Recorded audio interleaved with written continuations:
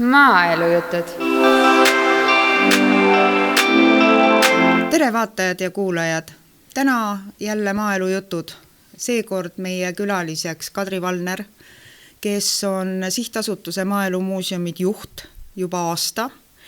Ja räägime natukene sellest Sihtasutusest Maaelumuuseumid ja tema kolmest muuseumist, aga ma tulen kõigepealt Kadri juurde, nagu meie formaat ikka ette näeb, et Kadri, mis sind maaga seob? Nii nagu meid kõiki, jalad. Aga kui sa mõtled maaeluga, siis natukene võib-olla ametialaselt on see, et minu esimene töökoht pärast keskkooli lõpetamist oli ajakiri Sotsialistlik põllumajandus, kus ma töötasin 1 aasta ja siis läksin edasi õppima.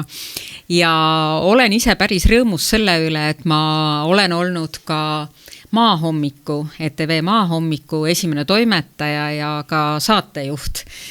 See oli päris põnev aeg, kui võttegrupp oli palju väiksem, kui ta täna oli ja kui oli vaja siis tõeliselt avastada seda maailma ja maaelu. Ja kuidagi naljakas on ka see, et meie pere, ehk siis mina ja abikaasa Sulev, aastal 2009 muutusime linnast maale elama asunute musternäidiseks.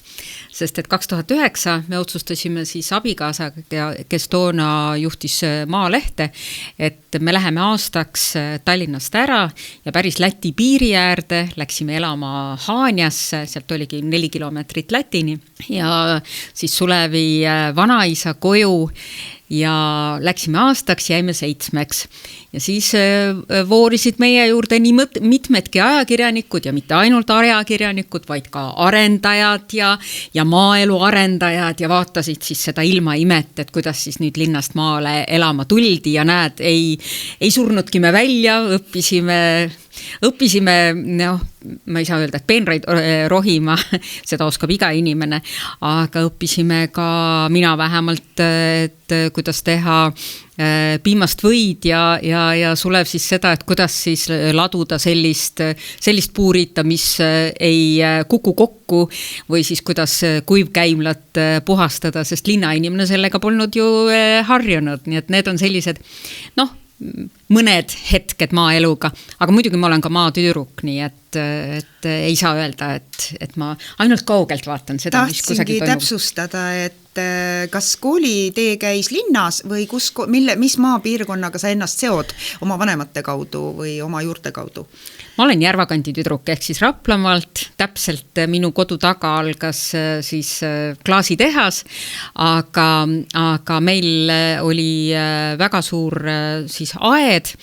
Minu isa oli tõeline rohenäpp ja tema igatses talvel siis kevadet ja tema oli siis see, kes taimedega ka juttu vestis ja peenraid rohis ja tema jaoks kõige rängem aeg oligi talv, et muidu kevadest kuni sügiseni oli ta kogu aeg aiamaal.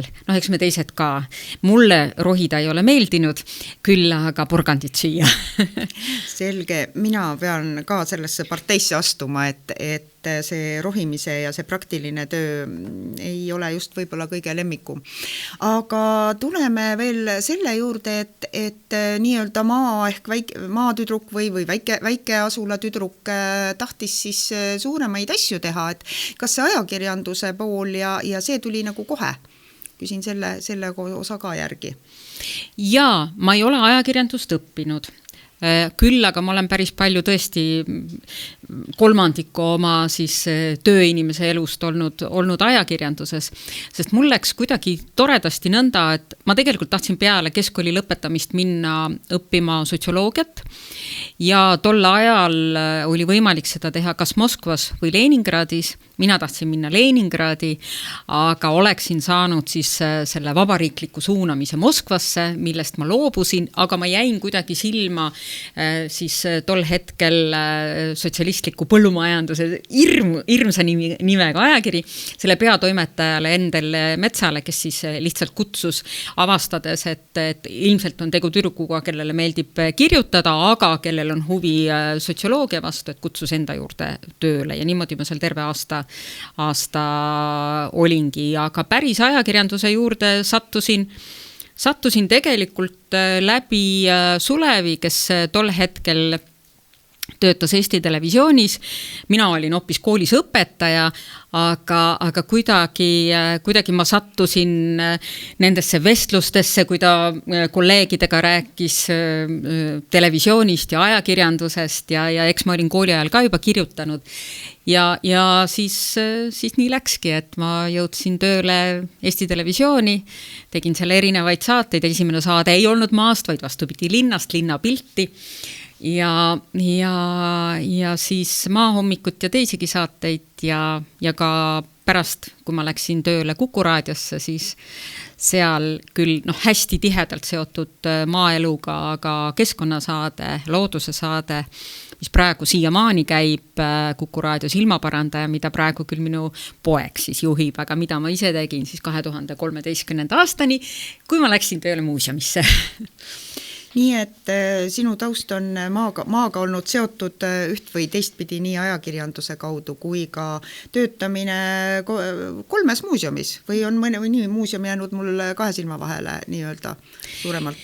No esimene oli Maanteemuuseum ja küll ma olen mõelnud ja see oli minu jaoks täiesti, see oli üks tore hetk 2013, kui ma mõtlesin, et aga mida ma nüüd tegema hakkan, me elasime juba maal ehk siis Haanjas ja ma olin aastaid teinud just nimelt seda keskkonnasaadet ja mõtlesin, et aga mingi ring on täis, kas ma tahan jätkata või mitte ja siis ma avastasin, et ma olen eluaeg hästi palju muuseumides käinud, isegi kooli ajal mulle anti vaba päev koolist, kui ma läksin direktori juurde, ütlesin, et ma tahaks minna homme Tallinnasse muuseumisse, öeldi, et Kadri, mine. Aga et ma avastasin, et Maanteemuuseumis käib konkurss, juhi konkurss, julge hundi rind on rasvane, et ma olin tõesti ainult seda poolt näinud nagu külastaja poolt muuseumides, aga kandideerisin, osutusin valituks. Ma arvan, et just nimelt oma ajakirjandustausta tõttu ja töötasin siis Maanteemuuseumis 8,5 aastat, nii et peaaegu et 2 vahetust, et muuseumi juhte valitakse siis vastavalt seadusele 5 aastaks. Ja väsisin ära. Ja suured tööd said ka tehtud, sai uus masinahall ehitatud ja 2 uut püsinäitust ja oli selline suhteliselt ja töötajate heaolu eest seistud, kambaga loomulikult. Ja see oli päris kurnav ja siis ma otsustasin mõned kuud puhata ja siis kutsuti mind 8 aastaks jääkeskusesse just nimelt, et oligi selline 2-aastane tsükkel, väga konkreetsete ülesannetega, et taas, et uuendada jääkeskus, teha sinna uus püsinäitus ja mõtestada ümber võib-olla ka mingid töökohustused ja see töötajate võrgustik. Ja kui see aeg sai läbi, siis tehti eelmine muuseumijuht Merike Lang, Eesti üks kõige kogenumaid muuseumijuhte, tegi siis väga tungiva ettepaneku kandideerida siis maaelumuuseumeid juhtima. See kõlab selles mõttes nagu huvitavalt, et tundmata sel ajal sinu tegevusi nii lähemalt, kuulsin ma küll seda, et Maanteemuuseum on üks koht, kus kindlasti peab käima ja jääajakeskus peab ka olema üks koht, kus kindlasti peab käima.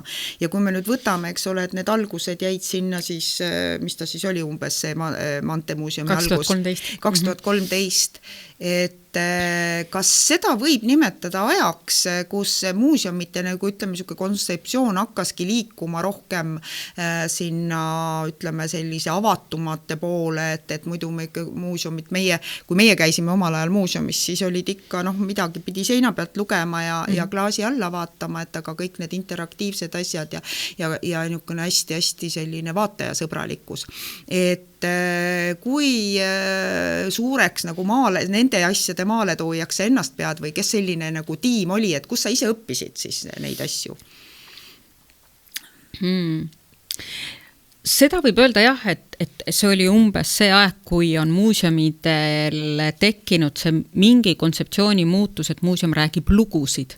Ta räägib natukene lihtsustatud lugusid selles mõttes, et me peame arvestama, et muuseumis käivad erineva huviga inimesed, et kui sa loed selle esimese teksti, mis, nagu ma ütlesin, et on lihtsustatud ja sul tekib huvi, no vot siis sa muuseumis või üldjuhul näitustel on ka 2. ja 3. ja 4. kiht. Mina ei ole millegi maale tooja. Küll aga ma olen see, kes oskab, vähem üks nendest, kes oskab ilmselt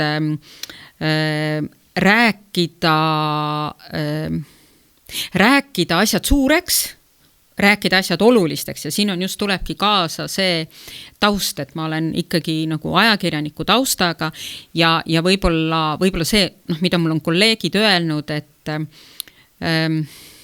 et vaadata asjadele mitte traditsioonilise pilgu läbi, vaid võib-olla mingi kiiksuga. Ma toon ühe näitlikustada. Minu jaoks üks kõige ägedam eksponaat muuseumis on Kopenhaagenis asuv siis Rahvusmuuseumi laste osakonnas. See on näide, mida ma olen hästi palju kasutanud erinevates ka koolitustes ja uute kolleegidega rääkides ja nii edasi. Ja seal on siis keset siis Kopenhaagen, eks ju, Taani ja sul on siis keset laste muuseumi osa on klaasi all punane padi ja punasel padjal on hernes, printsess herneteral. Ja algab jutt sellest, et vaadake lapsed, kuidas said alguse muuseumid. Nad on alguse saanud sellest hernest, sest kuningas, kes siis pani, eks ju, madratsi alla selle herne ja printsess heitis sinna magama ja temast sai tulevikus, eks ju, siis printsi abikaasa, et kuningas tahtis säilitada seda nii väärtuslikku asja ja on toonud selle, meie selle tallele pannud ja meie nüüd saame kõike seda näha. Muidugi, see on väljamõeldis ja nii edasi, aga see on see nööp, mille külge sa õmbled pintsakut. Et mulle meeldib see, et muuseumi ja näitustel on need nööbid, mille külge sa õmbledki terve selle teema või terve pintsaku. Muidugi on muuseumi töö ei ole ainult see, et mis sa näitustele välja paned, vaid ta on tegelikult väga-väga palju muud, et kui võtame kas või meie muuseumides 75 000 museaali, mis on ikka väga-väga suur hulk, aga et just, et sa pakud külastajale rosinat, et ta tahab uuesti tagasi tulla, et see uuesti tagasi tulek ja korduv külastus on see, millele muuseumid tegelikult hästi palju panustavad. Ja mida ainult mitte meil Eestis, vaid ka üle maailma ja see on hästi tähtis, et kuidas sa köidad seda külastajat, et ta mõtleb, et ma tahan uuesti minna.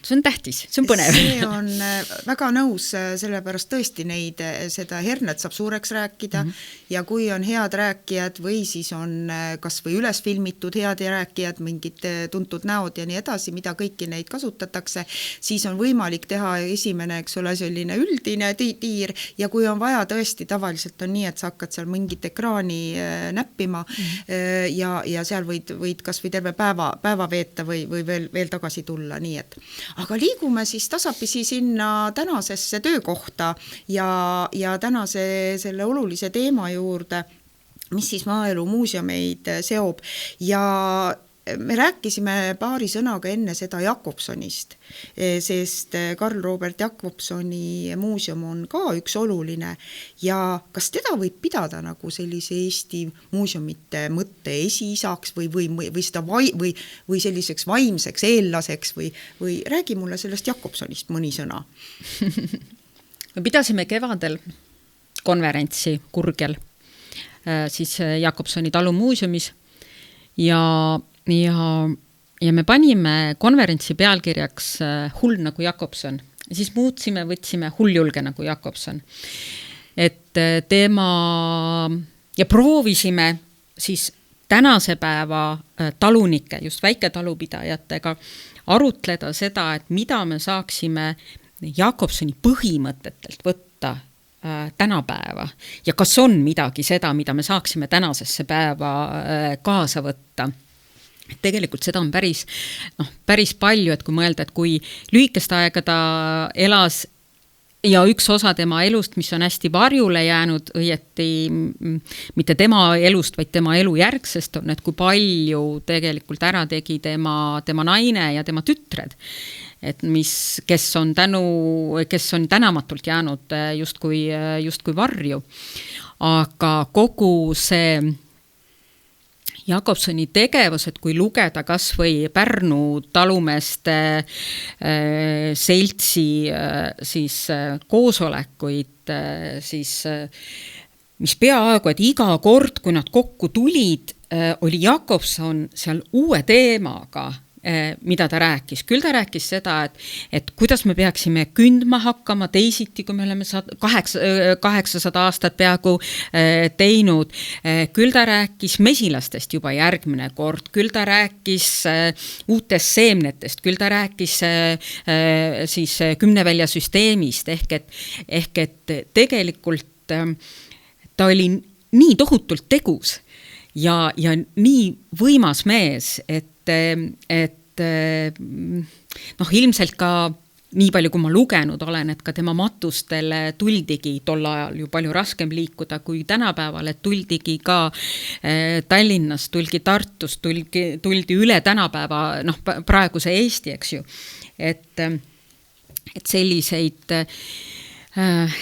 tegelikult maaelu propageerijaid ja selliseid, et aga kui me veel ei tea, et proovime ikka, et selliseid inimesi on ju praegu ka olemas, aga tema tähtsus on ikkagi jah, väga oluline ka või eelkõige selle kandi pealt, et ütleme seesama, et esimesed künnivõistlusedki, mis siiamaani ju kestavad ja kuidas ta püüdis ikkagi talunikke koolitada, et see on ma olen mõelnud selle peale, et ikka öeldakse, et kellega sa eelmises elus, kellega sa tahaksid kohtuda.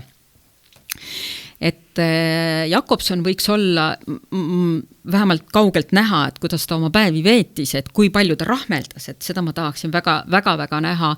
Ja teine siis Rukkigraaf Berg tänu üks asi, jah, see ka ju maaeluga seotud ja otseselt seotud. Et üks asi siis, et kui palju ta tegi või kuidas ta oma mõisad pidas ja kuidas ta üle terve maailma rändas, aga teine persoonina mind väga ka huvitaks, et jah, nüüd läks vastus pikaks. Ei, äärmiselt huvitav ja ainult võib-olla siia remargi korrale, et Jakobson ju me oleme väga suure tänu talle võlgu ka laulupidude eest, mida ta samamoodi vedas ja kõike seda. Hakkame sealt Kurgjalt tulema siis tasapisi sinna maaelu muuseumite juurde ja küsin nii, et kuidas Kurgjal täna läheb ja kui Kurgjale minna, mis seal täna vaadata on? Kurgja on üks hõrk koht.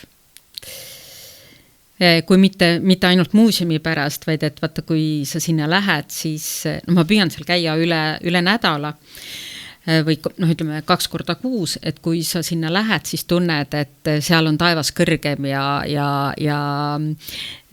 hing läheb hellaks kuidagi. Mis seal näha on? Kogu see Kurgja talu on ju väga võimas, mis on hästi tore ja mis eristab Kurgjat kõikidest teistest muuseumidest. Me ju peame seal loomi. Meil on ju nõnda, et Kurgja, ma võin tõesti öelda, et üle Eesti kuulus sõir, seda tehakse ju oma lehmade piimast, kohupiima kook, taaskord kohupiim oma lehma piimast. Kurgjal käib kartulivõtt käsitsi, nõnda nagu see Jakobsoni ajal käis, kui külalised tulevad, siis pakutakse ühepaja toitu oma põllult tulnud juurviljast. Ehk et see püüd säilitada sellist nagu 19. sajandika tööstiili, et see on keeruline, see on raske, aga see on selle muuseumi eesmärk. Samamoodi on seal väga tugevad, Kurgja paistabki silma oma väga tugevate haridusprogrammidega. Just nimelt see, et ega meie lapsed ju väga hästi ei tea, et et noh, see on juba slogan, et kas piim tuleb poest või piim tuleb, eks ju, lehma käest. Aga et ega lapsed seda tõesti ei tea, aga et kuidas siis see päris maaelu välja näeb, kuidas tõsiselt on päriselt paitada lammast näiteks või et kas porgand kasvab mullas, mis pidi ta kasvab mullas. Et seal on väga tugevad siis haridustöötajad ja väga tugevad haridusprogrammid ja praegusele ajale eriti kohased programmid, näiteks, et mis juhtub siis, kui elekter ära läheb, kuidas sa hakkama saad, et tegelikult selline ellujäämisprogrammid lastele, mis on ääretult populaarsed ja mis nüüd on ka, me esitame muuseumiroti auhinnale. Muuseumirott on siis muuseumide aasta kõige kõvem tunnustus ja just nimelt selle programmi, et mida kriisidega teha, et selle me sellel aastal esitame.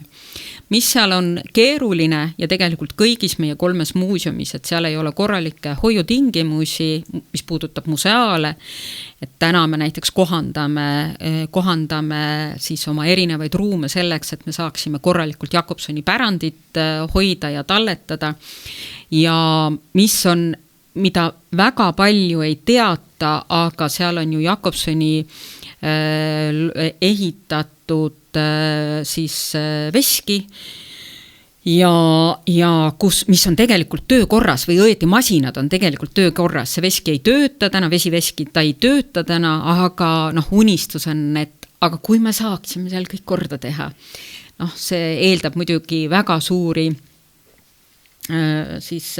rahastust, aga see on seda väärt, et kui panna siis Pärnu jõele korralik veski uuesti tööle, mille eripära ongi see, et ta ei ole mõisaveski, vaid ta ongi ühe talu juurde loodud veski. Et seda tahaks teha, see on väga põnev. Aga ikkagi, et Jakobsoni muuseumi kõige suurem väärtus tänases hetkes on esiteks kogu see talukompleks ja teiseks need töötajad, kes seal on, kes elavadki seda elu, et lüpsavadki lehma ja teevadki ise leiba ja see on, ja ei tee mitte sellepärast, et see on pakasuhha, vaid nad teevadki seda. Siit tuleb kohe see mõte, et teine üritus on ju avatud talude päev, kus me tahaksime ka lapsi viia, et tõesti näidata, sest ega neid maavanaemasid ei ole ju enam võtta ja kui me võrdleme neid numbreid, aga probleem on ju selles, et päris farmid ei tohi sisse lasta. Lihtsalt juba ainult mitte nüüd need viimased kriisid, millest me oleme siin seakatkudest, aga igapäevaselt on ikkagi spetsiaalne loomapidamine väga õrn teema, aga see on siis ju koht, kus saaks tõesti vaadata seda lehma, lammast, mis loomad seal veel on? No meil on 3 muuseumis kokku on meil tegelikult üle 70 hobuse.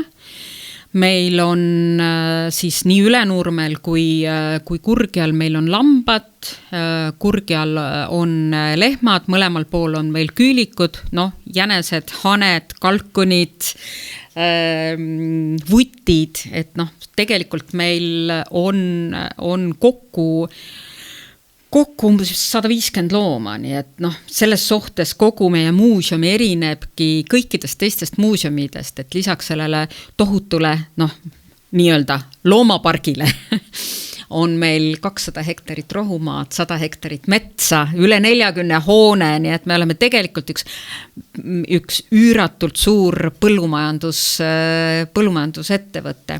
Aga kui sa ütled, et avatud talude päev, siis me ise oleme mõelnud enda kohta nõnda, et me oleme see koht, kus on 365 päeva aastas avatud talude päev.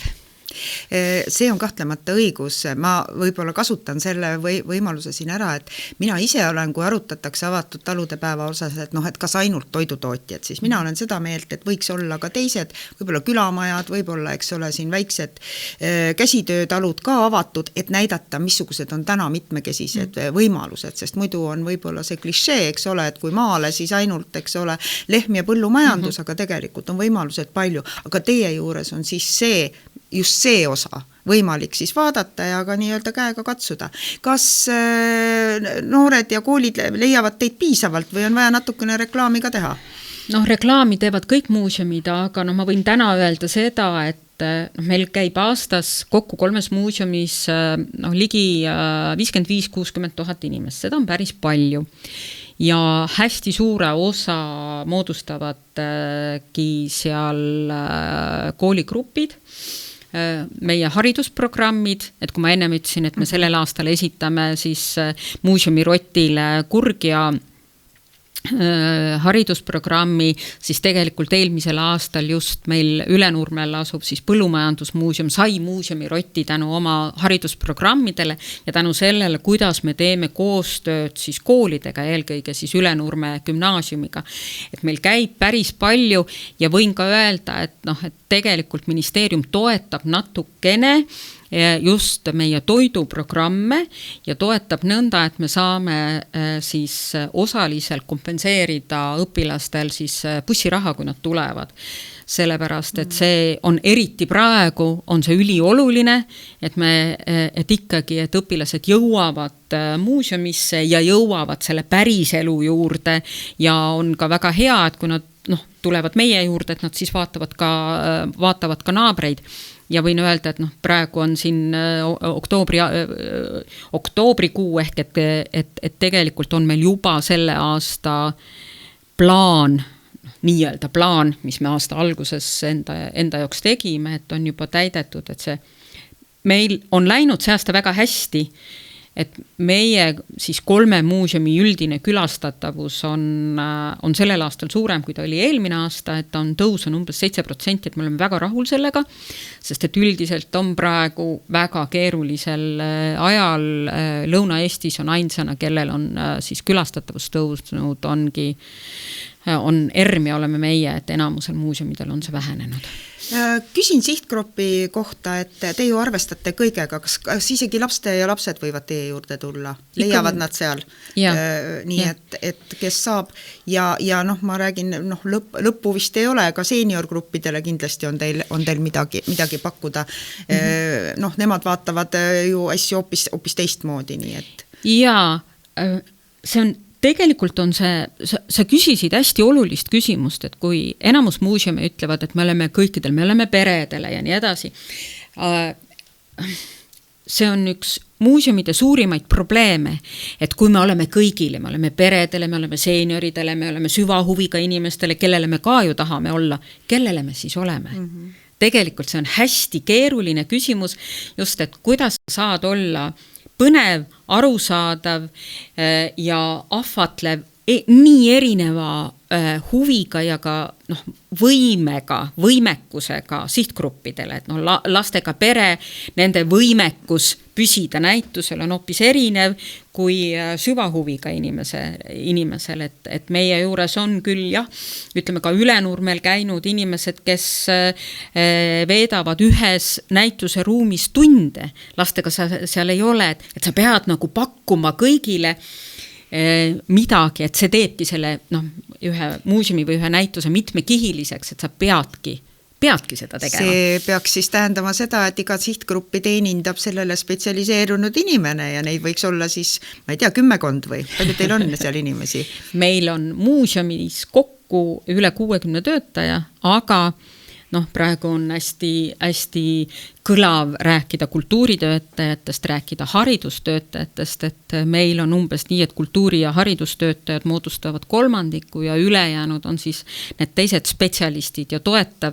Kui me räägime sellest, et meil on Toris 70 hobus, siis see tähendab seda, et meil on treenerid seal, meil on tallitöötajad, meil on Ülenurmel, eks ju, meil on laudaemandad, meil on Kurgjal oma laudaemandad, lüpsjad ja nii edasi, et meil on sellist toetavat üliolulist personali ikkagi väga palju ja see lööbki meie muuseumi töötajaskonna ikkagi hästi suureks. Hüppame korraks sinna Torile. Teil on ju tegelikult missioon Tori hobuse osas, sest ega seda ju mujal ei tehta või tehakse. Ja kuidas, räägime Torist mõne sõna. Tori peab järgmisel aastal oma suurt juubelit, millele me praegu siis keskendume, aga kui Tori tõugu hobuste arv oli siin mõned 10 aastat tagasi mitu tuhat, sinna nõks alla 10 000, siis tänaseks on neid natukene üle 1000, 1030 umbes, ja Tori hobune on siis, ma ei saa öelda, et ta on väljasuremisohus, aga kui Eestis on ainult 3 oma tõugu hobust, siis raskeveehobused, Eesti tõugu hobused ja siis Tori hobused, siis need on tõud, keda me peame hoidma. Ja Tori tõugu hobuseid on väga vähe. Tahtsin küsida, et sa nimetasid 3 tõugu, kas need teised tõud on ka Toril esindatud, kas te hoolitsete ka nende eest? No, meie spetsialiteet on ikkagi Tori tõugu hobused, aga meil on teisi ka, jah. Aga kuidas aidata säilitada seda meie oma tõugu, see ei ole väga lihtne. Ja mulle tundub, et seda on keerulisem teha mitte tänu hobustele, vaid tänu hobusepidajatele, sest hobusepidajad on heas mõttes kõik hullud, nagu Jakobson, kellest me rääkisime enne. Ehk et nad väga hoiavad oma loomi, nad on ülimalt pühendunud, ja see on viinud ka selle, ja nad teavad, et nemad teevad kõik õigesti, ja see on viinud ka selleni, et meil on näiteks 3 Tori tõu raamatut. Ja mis tähendab seda, et meil justkui on 3 erinevat Tori tõugu. Tegelikult on meil ju 1.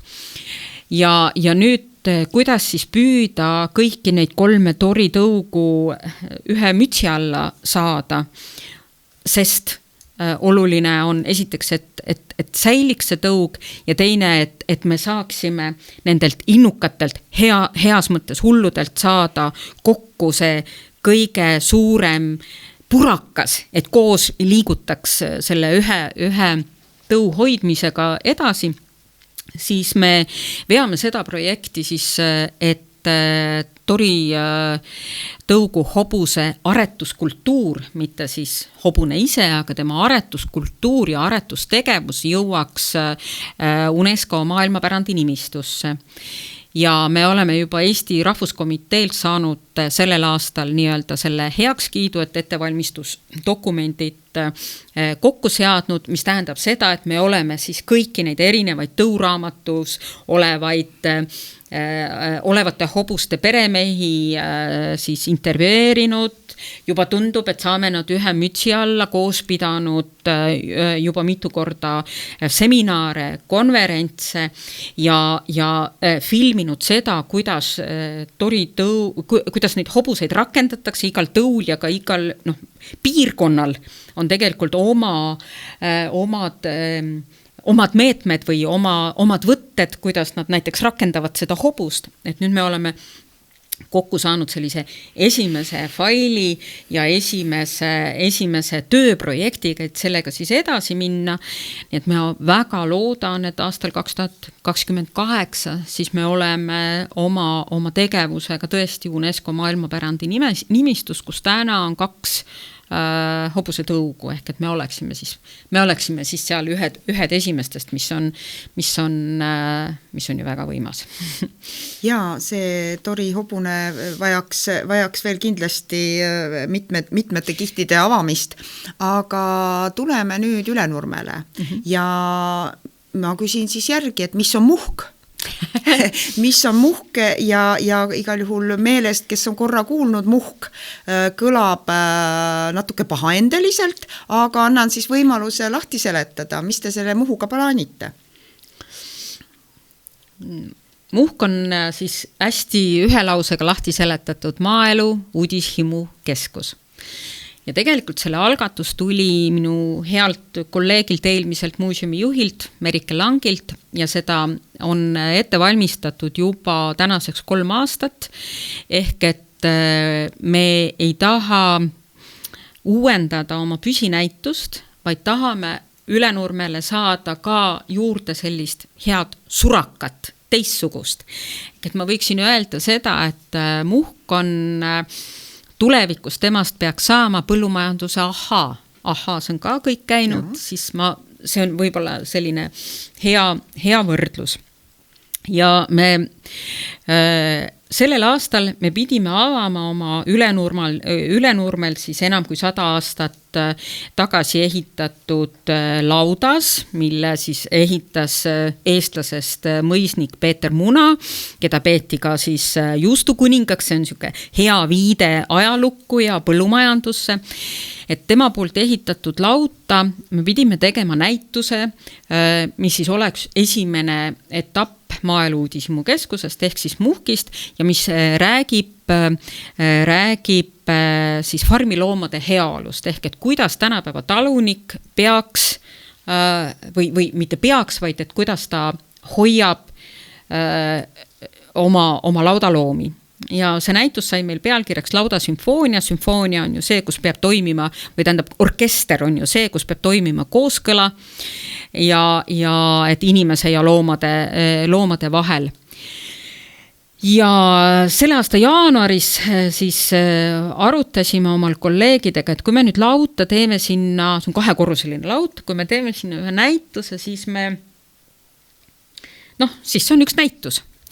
Aga süües kasvab isu ja me otsustasime uuendada terve lauda hoone, siis mitusada ruutu, kus siis tänaseks me oleme iseenda laudaloomade heaolu parandanud just nimelt selle laudasümfoonia näituse kontekstis, loonud selles lauta küülikute ideaalmaailma, meile tundub vähemalt, aga siis siin koostöös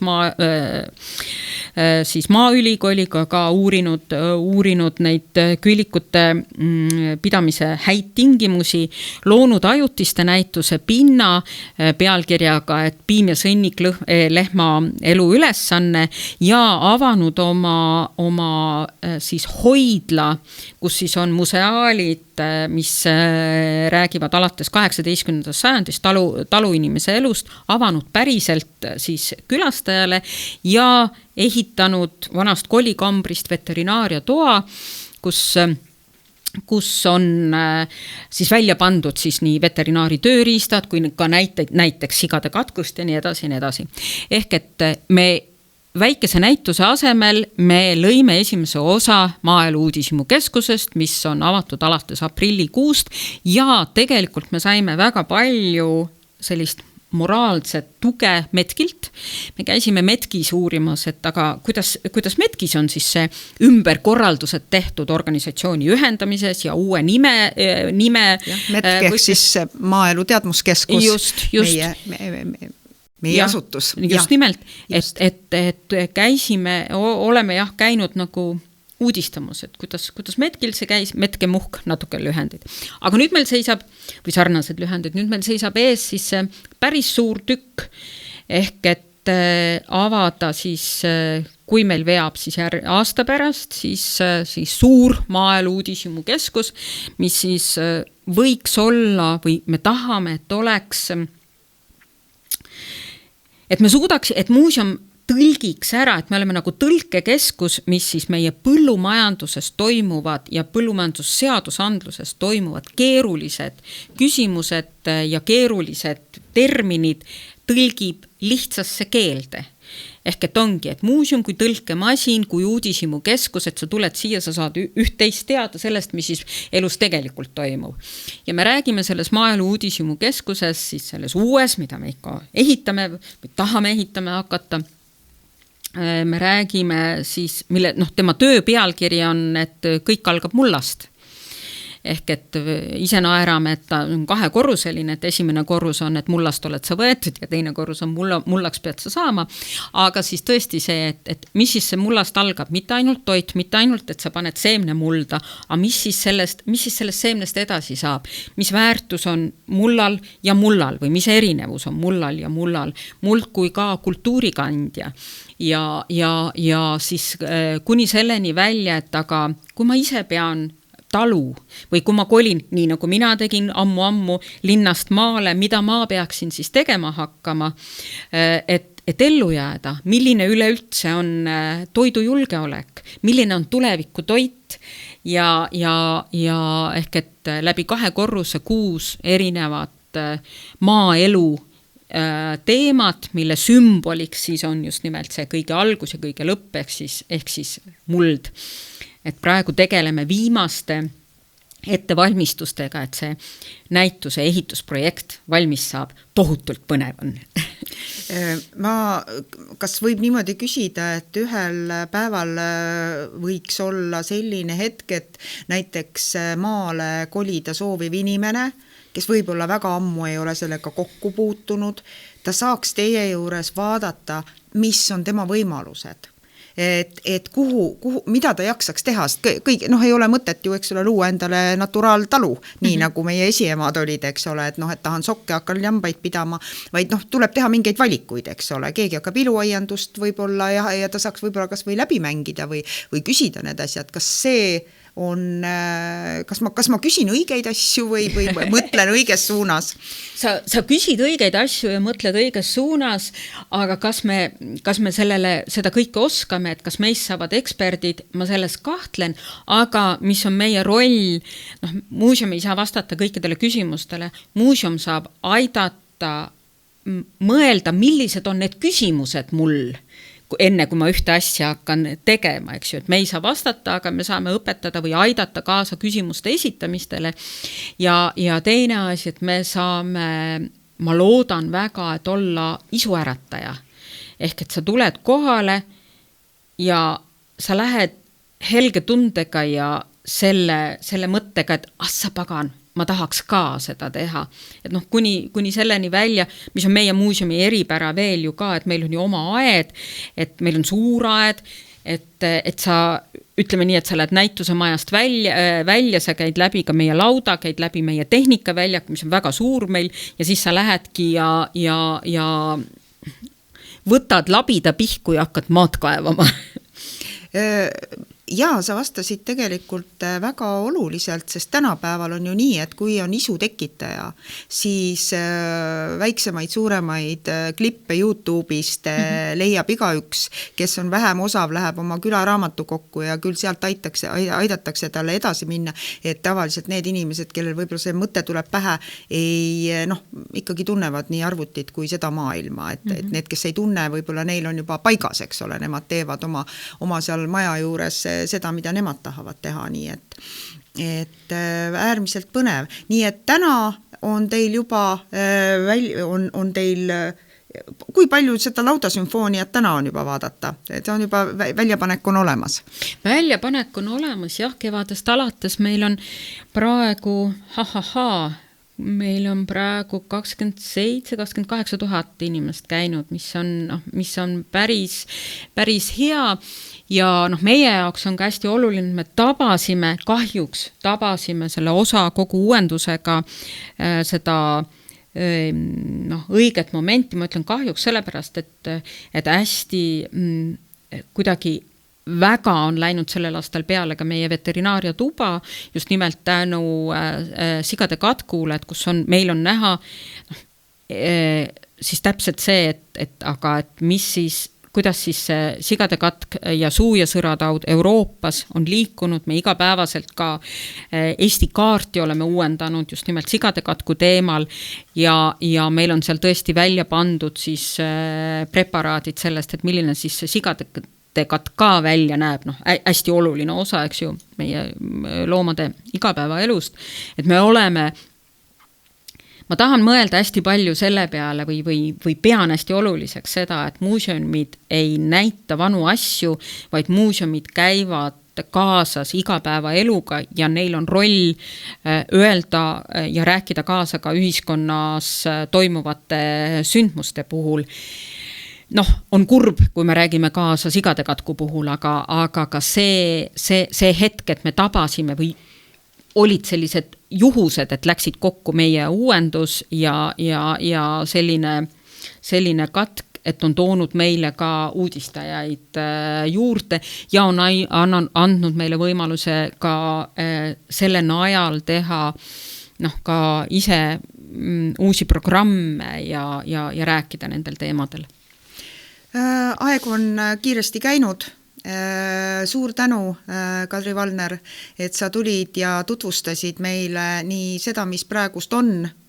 Natukene jõudsime rääkida, mis oli ja neid asju, mis on võib-olla plaanis. Ja ma arvan, et me kohtume veel ja võib-olla räägime nendest asjade veel, et vaadake meid ikka ja kuulake maaelu jutte. Mina tänan omalt poolt Kadri Valnerit tänase huvitava jutu eest. Tulge muuseumisse. Aitäh!